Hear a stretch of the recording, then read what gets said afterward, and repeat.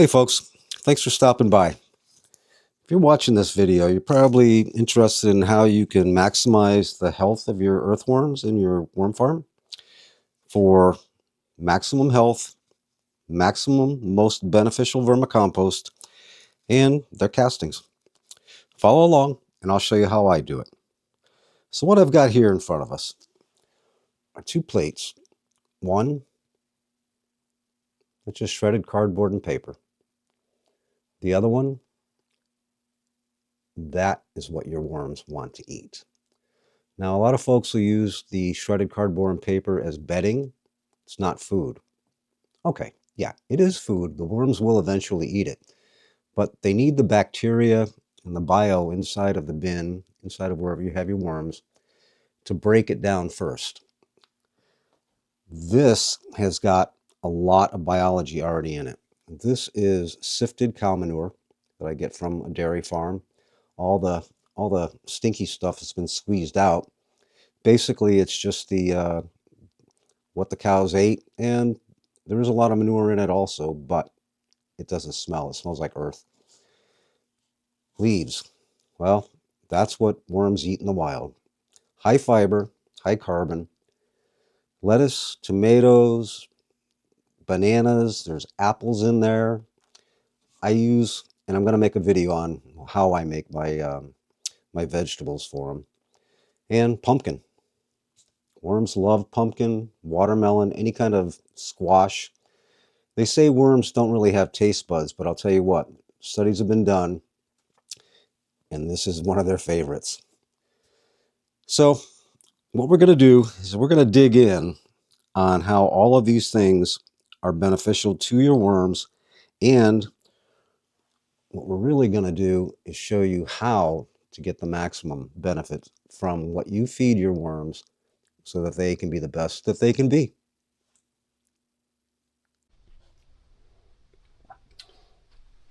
All right, so we were talking about nutrition for our worms.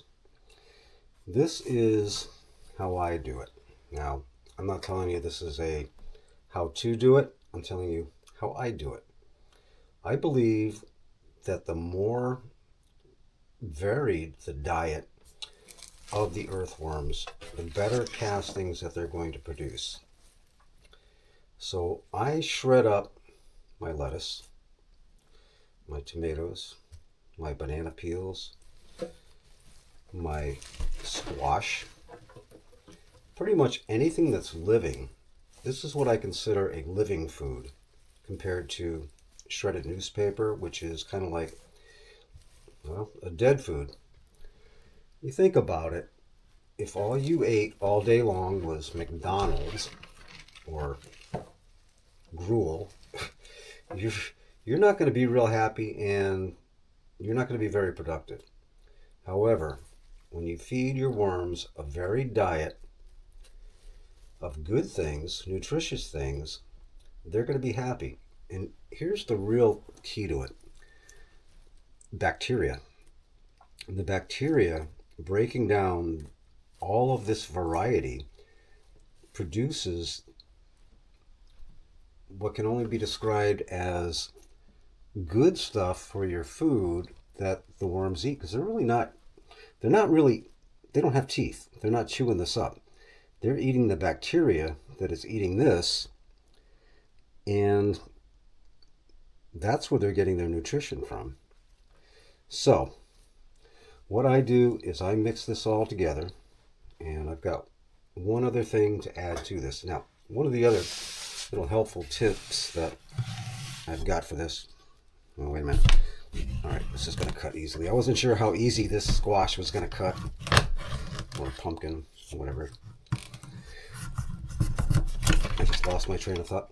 But one of the things that I do is after I shred this and put it all together and kind of give it a good mix, is I let it sit out for a day. And what that does is it allows the bacteria that come about under my normal temperatures to reproduce themselves. Let's see, I forgot got my little dish. Oh, I got a dish.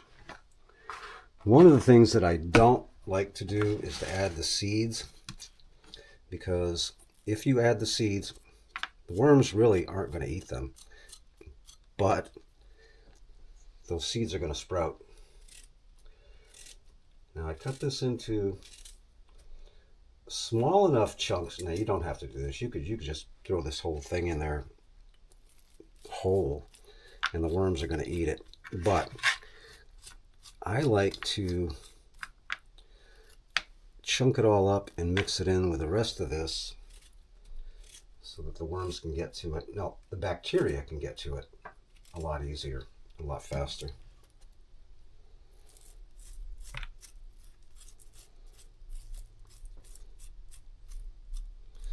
The smaller the pieces are, the easier the bacteria can get to it, and then the easier that your worms can get to it.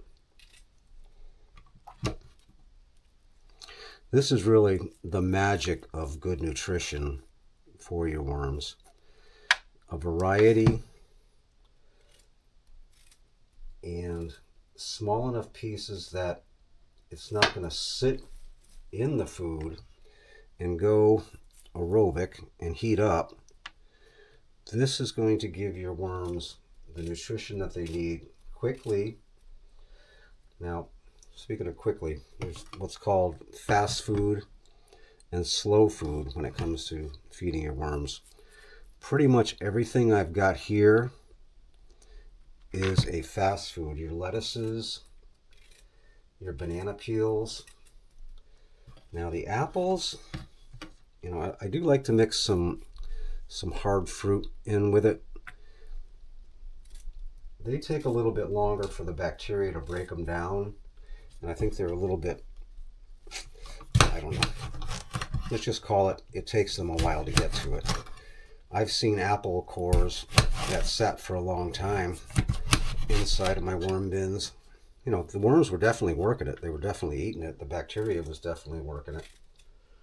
But it took a while, which is a good thing. I think that variety of slow foods and fast foods is kind of like what the worms are looking for. I mean, if you look at what is the life of a worm? Well, they're composters. They basically walk around from buffet to buffet to buffet, getting what they need, getting what they desire. You know, I'm talking about desire with worms. You know, they say that worms don't really have taste buds. Well, I don't know, because I've noticed there are certain foods that they enjoy more than other foods. They'll eat it all. And, you know, maybe it's not the worms, maybe it's the bacteria that's causing that. But they do enjoy any kind of squash, melon, that kind of thing. And I think it's because it has more sugars in it. So, you know, do worms have a sweet tooth? Well, it takes them a while to eat apples, and apples are pretty sweet. It doesn't take them long to eat a squash or a melon. It does take them a long time to eat a pumpkin stem. But we'll throw it in there anyway. Now, this stuff, no. I believe everything should go into compost or be reutilized. This will go out to my chickens. So then we're going to give this one more good mix, and I'm going to show you what I do with it next. Because this is all fresh, well, as fresh as old lettuce and tomatoes and bananas and apples and whatever else I threw in here. Remember, variety is the spice of life, and variety is what the worms like. So I've gotten this mixed up a little bit good. And let me go grab what I do next.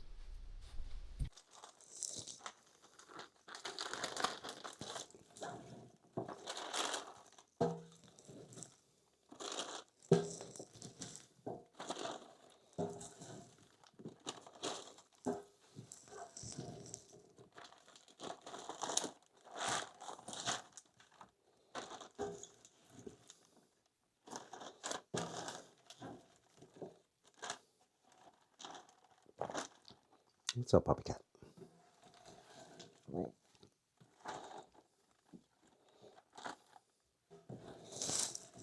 do you think, girl? I don't think you want any of this.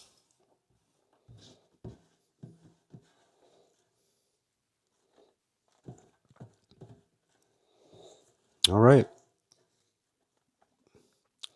Now, I did 4 bags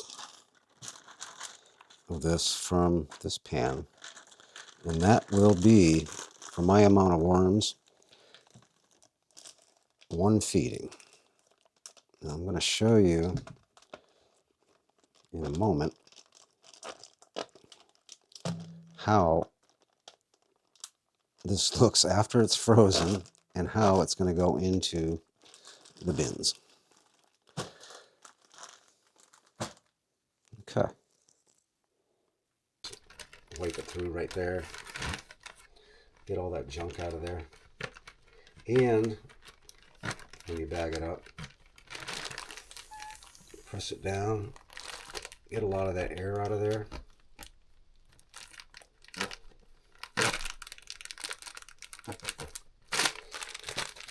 You're good to go.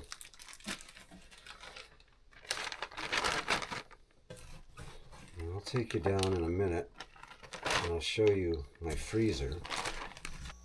Okay, here's the freezer. My food. My food, my food, my food, my food, my food. Worm food. Sorry for the shadows. But this is what it looks like when it's frozen. I've got a variety of squashes, apples, lettuces, and you name it. It's in there. Tell me we don't spoil our worms. But nutrition, that's the important thing. And what it looks like when it's frozen. And then, later in the video, we're going to actually feed some worms. And I'm going to show you how I thaw this out. How I use a strainer and allow the moisture that is released drain down into the bucket. And believe it or not, I actually take that moisture, that water that's seeped out, and I put it in my houseplants.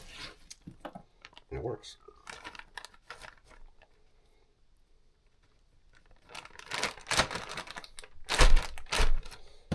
I'm going to put a video out shortly about, are you feeding your worms enough? Are they getting enough? Or are they not getting enough? And I think a lot of it has to do with the variety of foods that you feed them, certainly the amount of foods that you feed them, the types of foods that you feed them, and how you can tell when after you've fed them by looking at the worm castings to see if they're really getting what they need and working to their highest potential. So there we go, pre-packaged nutritious food. Now I know I kind of look like I was getting on folks that only feed paper and cardboard to their worms. No, okay, worms can eat that. It's bedding. In dire straits, they'll eat that bedding over and over and over again. But if you want your worms to be the best that they can be, to produce the best castings that can be produced, if you're adding a lot of nutrition, you're going to get out a lot of nutrition. All right, so when I take one of these bags and freeze it, I dump it into this colander and I let it thaw. And this is actually 3 bags, 3 of these, and it basically melts down to that.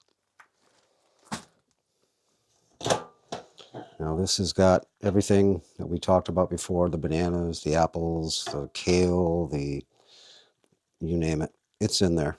Lettuce. If it's green or colorful vegetables, it goes in.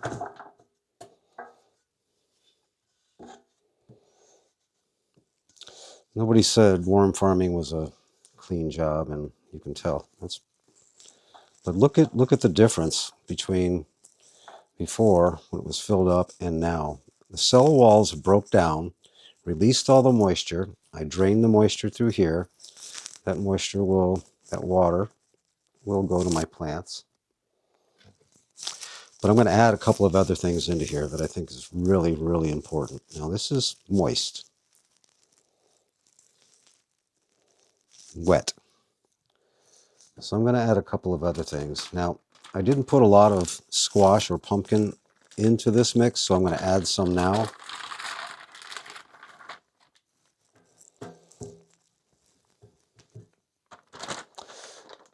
Basically, when I take this out and feed it to the worms, you'll see I'll pull out a couple of pieces. Make sure every bin gets some. I mean, you need to add more. And we talked about fast food and slow food. This being fast because it's broken down. It's already had a chance for the bacteria to get in there and start working it. I'm going to take a little bit of the other batch of food that we were just making up, and I'm going to add it to it.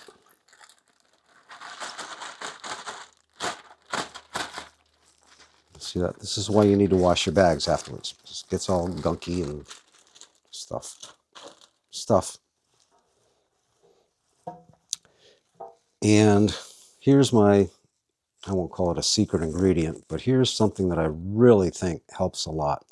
This is the sifted cow manure that I get from the dairy farm. What they do is they clean out the stalls. They take this and they put it into a press. And they press all the gooky stuff out, and it goes out to a pond that they use to give to the farmers to spray over their fields as fertilizer. This is what comes out in the end. Beautiful stuff. A lot of bacteria in it, a lot of fungi in it. I think it's real important not only to have the bacterial portion of the breaking down system, but to have the fungal portion as well.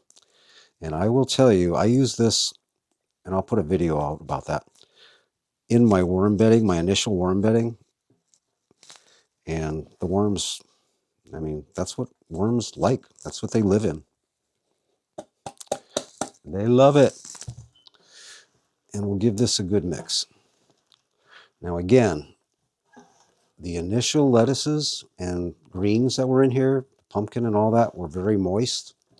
If you added that, simply that, to your bin, you're adding a whole lot of moisture. Well, the cow siftings is dry. It's kind of like adding coconut coir or peat moss. It soaks up a lot of that moisture. And now I'll go back to where you're going to use your paper and your cardboard. That you'll see in the video coming up is how this is still going to release a lot of moisture, but that paper will soak up that moisture even more. And that way your worms aren't swimming around. I've never had a problem with moisture in my bins since I've done this. In fact, unless I purposefully add water, which I do, especially in my breeder bins, they like it. They like it moist. But this is like, now you can already tell how that manure, I'm talking about manure, and I've got my hands in here and I'm not wearing gloves. Well, this stuff is pretty good. It's pretty sterile. As sterile as manure can be. I don't mind it. I will wash my hands. But you can see the moisture level has gone down quite a bit already. By the time I put this in the bins, that manure will have sucked up a lot of that moisture. And I think that's important to the worms. They have to move around. They need water. They breathe through their skin. They need moisture. You just adding cardboard, and even if you wet all that stuff down, I don't think it really gives enough moisture to the worms. You'll see from my bins, from my worm bins, how the worms will go through this in about 3 days. That's the subject of another video. I also make my own worm chow, and I'll show you how I do that. And again, it all comes down to variety. It all comes down to what you're adding to the worm's food to help them maximize their potential, grow strong, grow healthy, and produce the beautiful black gold that we call worm castings. All right, we're going to let that sit for a little bit and let that moisture get sucked up, and then we're going to go feed some worms. Because these are the smaller bins, what I do is basically feed them in the center.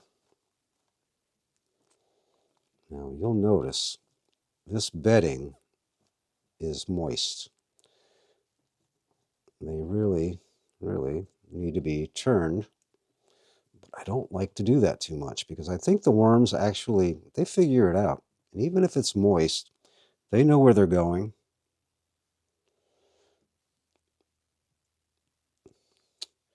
They know what's up. They know where they need to be. Now I know in this video I've kind of been a Jimmy Downer on paper, shreddings, cardboard, and my bins, but I do use it. It does help to soak up that moisture that comes from the vegetables. But I don't use a lot of it. I don't think the worms really need it because of the manure. That's a carbon. It's a carbon and it's a green at the same time. They're going to love that.